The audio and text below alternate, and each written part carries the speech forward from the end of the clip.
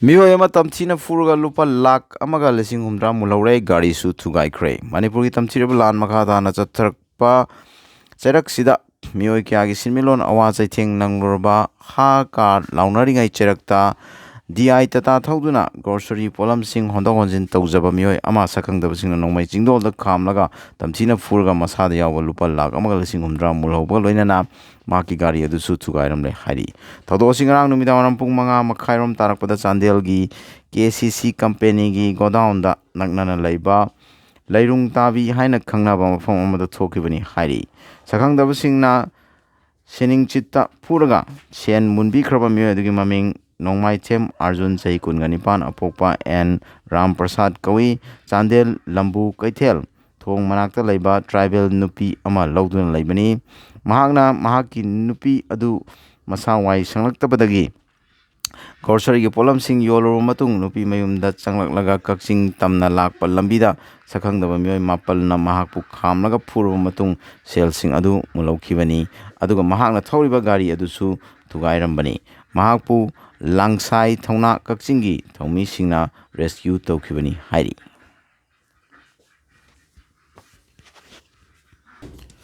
Myanmar ga tainaba Manipur gi ngamkhaida kilometer kun sangba sambal khabagi thabak hauragani lebak sida Myanmar ga tainariba kilometer lising amga chatruk nifu ga humdoi sangba ngamkhai paringi manungda Manipur ga Myanmar ga tainariba ngamkhaida hana kilometer tara sangba saman khakraba matung anauba kilometer kun sangbagi ngamkhai paring sambal khanabagi thabak ayaba pire amasung thabak asi athu matamda hauragani haina Home Minister Amit Shah na ngasi phongdokre mangna phongdoki wafam singi manungda hybrid surveillance system ki makada fencing asigi pilot project anisu paikhatpaga loinana Manipur amasung Arunachal Pradesh ka tainariba kilometer amamamgi ngamkhai paringsu sambal khagani hairi sambal khabagi thabak asida border paringda patrolling chatnabagi lambi yaugani hairi Imam Maira Chongmi Singh Thona Handri Assembly amasung Thambal Sanglenda thomjinkhre Manipur Sukaraga Kuki Singna Makogi Tungan by Administration Machet Aman Logani Haiduna Demand Troliba Manipur Legislative Assembly gi MLA Taragi Mathakta Assembly gi Ethics in the Provinces Committee na Hauzik Fawada Lokotram Tokpa Action Sing Lokotriba Karigino have a demanda Kongjang Sangsilakiba Imam Mairagi Thona Fabi Thomi Singi Kongfam Handabadagi Ngasisu Assembly Amasung Thambal Sanglenda Thomjin Cray Asigi Kongjang Asigi Matangda Thambal Sanglen Mamangda Imam Maira 5 Convener T.I. Sujatana Pangwi Sing the High Double Engine ni Haiba BJP gi Lengak Anigi Luchingba Miyamna Unaba Ngamdribasi Ani Sigi Luchingba Singna Miyamga Unaba Ngamdribasi Kari La Lubagi no Amasung Kari Aronba Agenda Lairabano Haina Penda Fongdoki Ex MPA Private Itau Mangol Zhao Laikidabada Awava Fongtorogli. India Lolam Lengak Mutatuna Ninka Tamba Lebak Ama Semnava UNLF na Sangsilakliba Lengak Miam Ning Tambalana Sigi Todang Loromba X MPA serial number 243 by 7 base Athoba Itau Private Moirang Tem Mangol Zhao Elias Kesorjina Kangona Laikidabada Koireng na Luchingba UNLF Party amasung masigi sinmi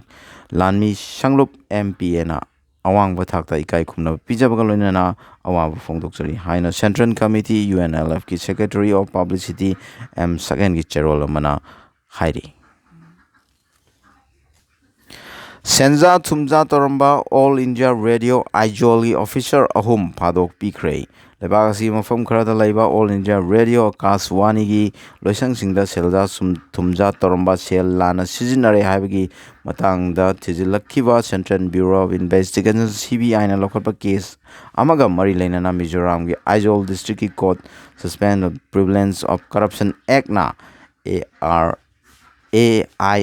Aijol gi staff Ahum Padok Pikre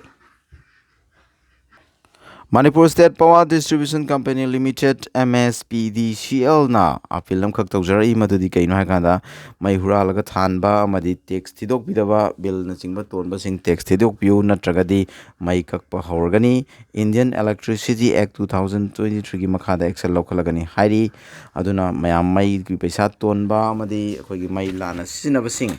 mai lana sinaba lairagadi akhoi mayam mai je kuina muttanaba haitare ko ꯃꯩꯁꯦ ꯑꯗꯨꯝ ꯉꯥꯜꯂꯒ ꯂꯩꯅꯕ ꯃꯌꯥꯝ ꯑꯐꯕ ꯂꯝꯕꯤꯗ ꯆꯪꯁꯤꯟꯕꯤꯔꯣ ꯑꯗꯨꯒ ꯃꯩ ꯂꯥꯟꯅ ꯁꯤꯖꯤꯟꯅꯕ ꯑꯃꯗꯤ ꯇꯦꯛꯁ ꯊꯤꯗꯕꯁꯤꯡ ꯊꯤꯗꯣꯛꯄꯤꯔꯣ